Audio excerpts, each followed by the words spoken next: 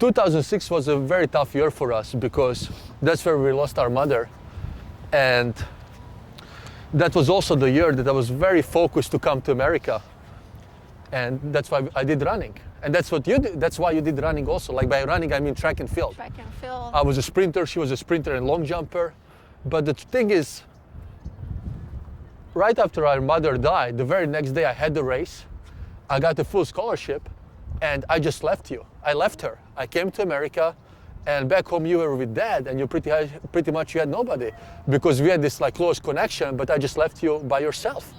And I didn't understand it at the moment. But now when I think back about it, it's like when I reflect on it, it was pretty tough for you, you know, I think. How did you feel? Yeah, I mean, because as you said, you know, we were like very close and I feel like you were always my person to go, you know, like to talk when we had any, like after mom died, like we were kind of like really closed off, especially me. And then, you know, like, and then you left like the same year, I mean the year after, like, or I left her after. to follow my dreams. I didn't think about her. I just like goodbye. But you know, like even like it was hard when you left. You know, like it was very hard. But in like thinking it like, you know, like in a long term, it was like the best thing that. It was the right like, choice. Yeah. If like what would we do if we were there? We would like be, you know, we would be still watching probably Lilo and Stitch and dream about one day coming here and. You know, the fact that you left is also motivated you to come. Me to come here. And you can do it, you know. And I can do it. And then, you know, as soon as I graduated high school, 4 years later, I came right after you. You know? got a scholarship, you came, and. But that's the interesting thing about making your dreams or following your dreams, because it's not all sunshine and rainbows. You have to make the sacrifices. You have to make the sacrifices, but it's easy to say to make the sacrifices. But sometimes the sacrifices, they're like tough. Emotional, they're bloody, you know? Yeah. And in retrospect, I mean, right now, like you said, it was the great choice, but at the moment, you had to, I mean, back in the time, you had to suffer for like 4 years, you know? And those were the years that she went in high school, so those are the toughest years.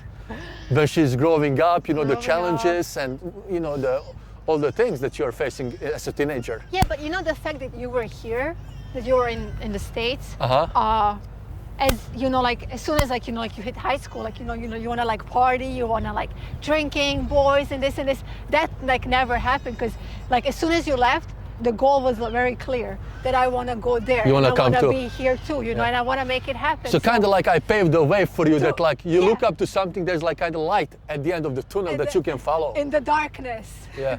Yes, and that's what I said before, that you know, like I feel like I'm very lucky that I had that, you know, like someone to follow and follow your footsteps, because like I don't know what would be otherwise. But I don't follow. What do I follow? Who do I follow? But see, that's what's it. Like you're like unique in that way, that like you have no one to follow, and somehow like it's just in you. I think some people are just born, you know, as creative and they don't need no one to push them. You know, they push themselves. And I like to think that I'm that, but I'm not, because I have you. So like you're the one that's pushing me, but you never had anyone pushing you. You did it by yourself, so. But also I feel like, you know, like when you do it by yourself, it's a longer journey. It's a longer journey. But in the same time, it's the more powerful journey, because you grow as a character. Yes. But it's slow, it takes time. It's the same thing with the movie. Like, I never went to film school, but somehow I made the movie, and then after the movie is finished, I'm gonna figure it out how to market it. Like lots of people, I think they make a movie like, okay, what does the audience want? Like currently the audience wants to watch this kind of movies. So they are put in a box, you have to make a movie like that to please the audiences.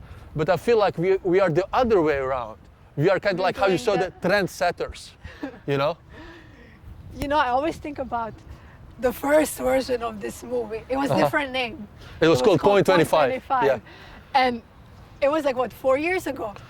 It was, yeah, for 2015. 2015. Yeah. And oh my God, like at that point we thought that's like really good. You know, that's it. Like, and now we made it big time. But when you look at and you'll see that movie, when you watch that movie, it's a good movie. It's a good movie, but it's very raw. It's so raw. Like now we look at it, and we laugh at it, right? Yeah. Because it's just funny. And then, but as you said, that was your film school. Yeah. And you know, I was fair enough or honest enough with myself to admit it. That's a garbage. but it's a good garbage. It's a productive garbage. But you know, I just want to say that I feel like a lot of people don't see that in themselves. Because like, the hardest thing is, I think, to see that you made a mistake. To judge yourself. To judge yourself. It's like so hard. And somehow you do it, you know, like you're the one that you say, like, this is garbage, we cannot use this. And I think that's a very good thing. Oh, I have such a nice sister, Dragan. I have such a nice sister. The nicest. We're gonna have to practice UFC with each other a little bit. How to put you in a choke position. Tap, tap, tap. Tap, tap, tap. So, you know, now the product is done, Dragan, and like you said, now the journey is switching, the goal is switching. Now we're gonna sell it, we're gonna create a buzz around it, and we wanna show it to the world. What we did. What we did, exactly. Simple as that. Simple. So this is another episode of Zero Makeup. I wanted to introduce my sister, Anita, who is the heart and the sword of this film. And the beauty. And the beauty of this film. Don't miss it. And the beauty of this film. And